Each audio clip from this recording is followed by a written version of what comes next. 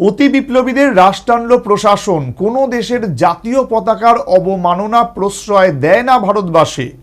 রাস্তায় একে রাখা বাংলাদেশের জাতীয় পতাকা সসম্মানে মুছে দিয়ে তা প্রমাণ করে দিল উদয়পুর মহকুমা প্রশাসন।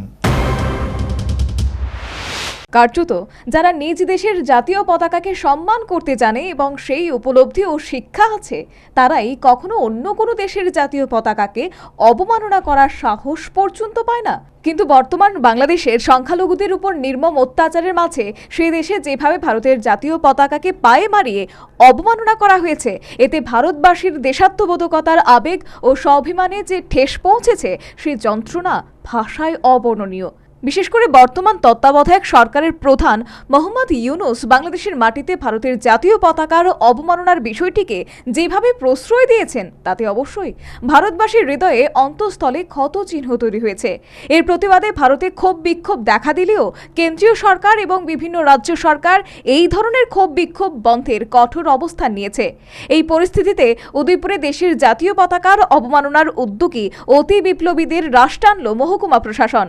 সম্প্রতি কে বা কারা উদয়পুরের নেতাজি সুভাষ সেতুর উপর এবং জামতলায় রাস্তায় বাংলাদেশের জাতীয় পতাকা এঁকে রাখে।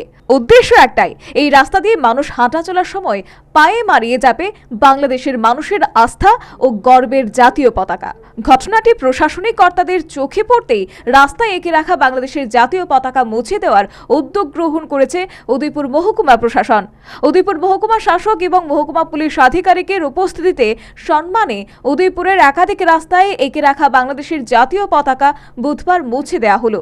যে কোনো দেশের জাতীয় পতাকার অবমাননা জাতির অসম্মান বলে জানিয়ে রাস্তায় এঁকে রাখা বাংলাদেশের জাতীয় পতাকা মুছে দেওয়ার প্রশাসনিক উদ্যোগকে প্রশংসা করলেন উদয়পুর পৌর পরিষদের চেয়ারপারসন শীতল চন্দ্র মজুমদার। আমাদের উদয়পুরে আমাদের পৌর এলাকাতে কে বা কারা রাতের অন্ধকারে বাংলাদেশের জাতীয় পতাকা আমরা এঁকে দিয়েছিল, সেটা আমরা কেউ দেখিনি।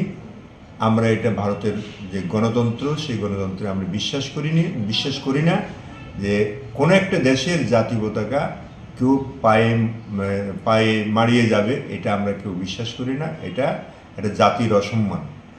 তো এই কারণে আমাদের প্রশাসনের তরফ থেকে উদ্যোগ নেওয়া হয়েছে এটাকে মুছে দেওয়ার জন্য।